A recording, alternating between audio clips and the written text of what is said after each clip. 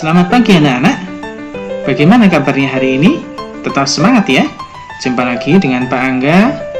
Kali ini kita akan belajar pembelajaran di tema 1, subtema 1 dan pembelajaran keempat. Di mana di pembelajaran 4 hari ini kita akan belajar tentang muatan IPS, kemudian muatan PPKN, dan muatan bahasa Indonesia.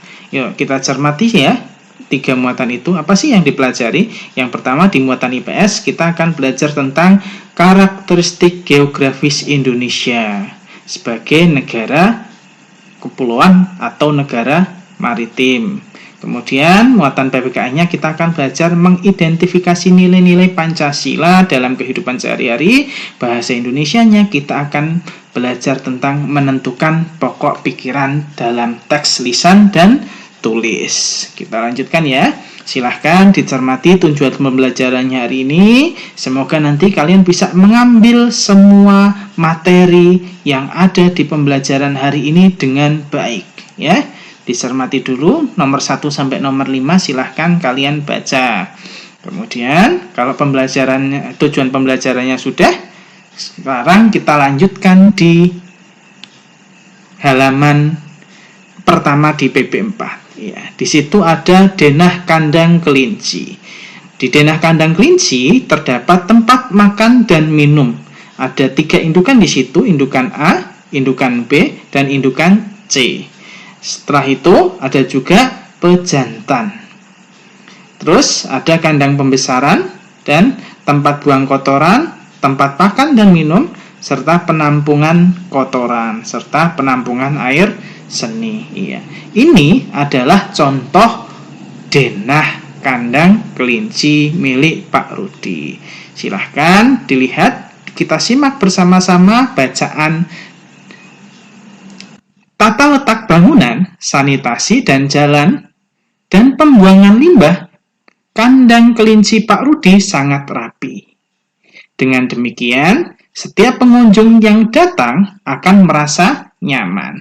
Sebelum membangun kandang kelinci, Pak Rudi telah mempersiapkan segala sesuatunya dengan membuat denah. Tahukah kamu apa itu denah? Denah merupakan gambaran tentang tata letak dalam suatu ruangan atau tempat. Gambaran yang lebih luas dibandingkan dengan denah adalah peta.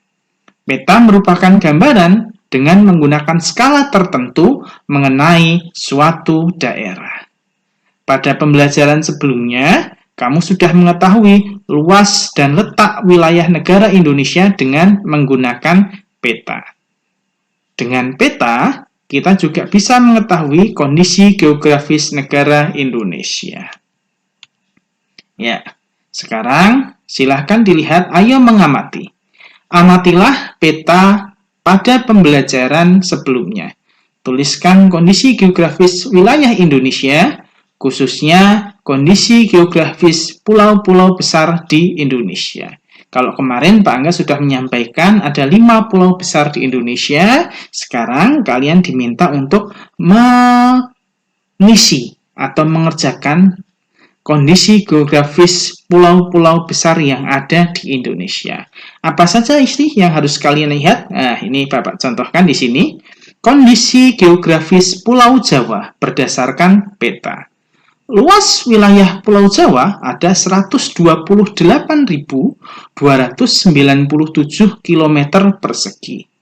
Batas lautnya ada Laut Jawa, Samudra Hindia, Selat Sunda, Selat Bali.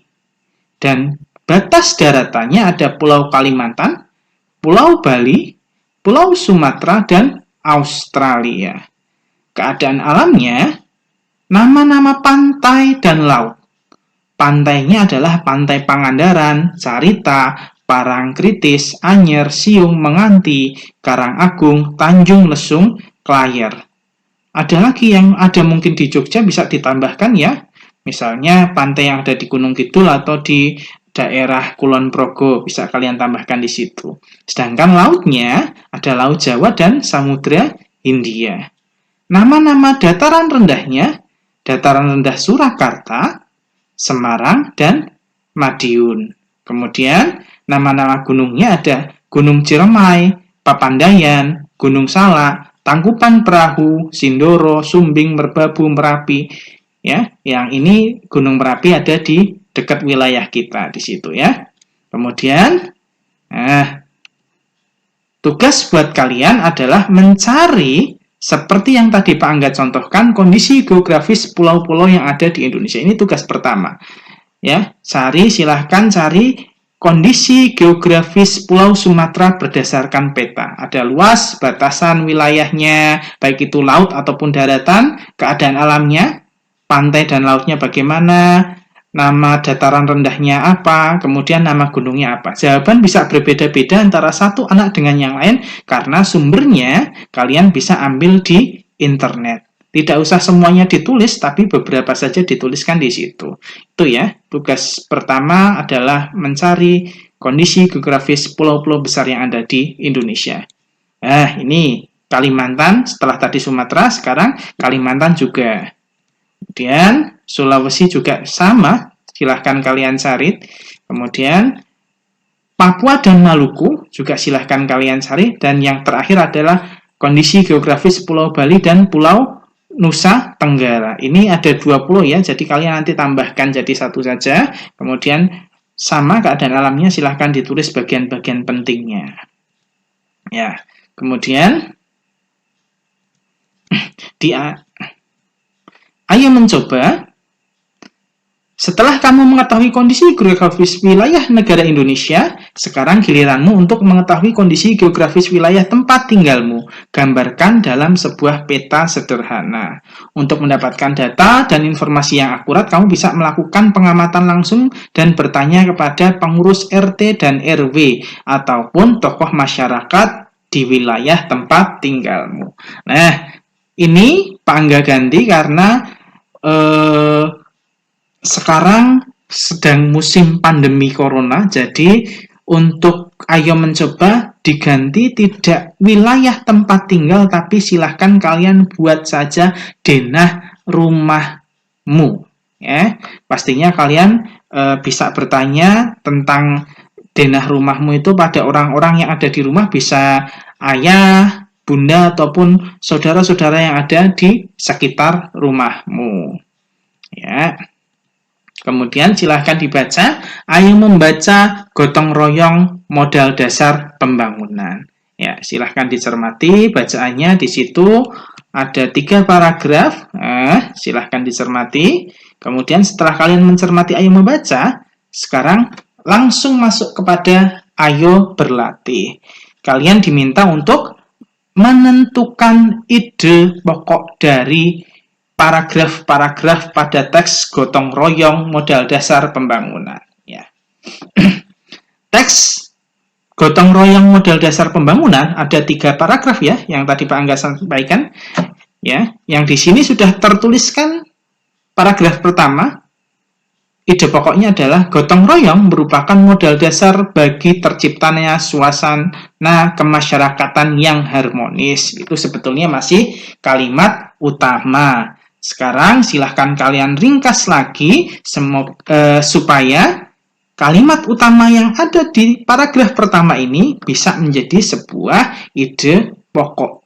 Ya, ingat ya, kalimat utamanya diringkas lagi supaya menjadi sebuah ide pokok. Kemudian silahkan paragraf kedua dan paragraf ketiga juga dikerjakan. Itu tugas kedua kalian. Masuk ke tugas ketiga. Ayo menulis. Ya, di ayo menulis, kalian diminta untuk mengembangkan ide pokok. Ide pokoknya ada 2 ide pokok. Ya, yang pertama, ide pokoknya adalah musyawarah mufakat adalah nilai luhur bangsa yang harus terus diterapkan dalam kehidupan sehari-hari. Kemudian di paragraf kedua, ide pokoknya adalah kebebasan memeluk agama atau kepercayaan adalah hak setiap warga negara. Silahkan ide pokok ini juga kalian kembangkan menjadi sebuah paragraf yang padu. Ya, ini tugas ketiga. Nah, anak-anak, kita masuk pada bagian akhir di pembelajaran hari ini. Ya, Setelah tadi kalian selesai mengerjakan tugas pertama, tugas kedua, dan tugas ketiga, pastinya kalian sudah bisa melihat apa saja yang kalian kerjakan atau kalian pelajari hari ini. Silahkan ditulis dalam sebuah resume pembelajaran. Dituliskan di buku tulis. Apa saja yang sudah kalian pelajari hari ini? Misalkan 1, tentang IPS. Apa saja muatan IPS yang kalian pelajari? 1, misalkan tentang kondisi geografis Pulau Jawa. Tuliskan begitu. Kemudian selanjutnya muatan PPKN. Apa saja? Dituliskan di sini. Kemudian yang terakhir adalah muatan bahasa Indonesia.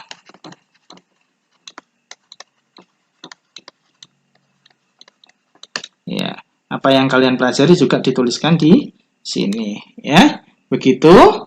Kiranya cukup sekian yang Pak Angga sampaikan. Semoga kalian bisa mengambil pelajaran dari materi kali ini.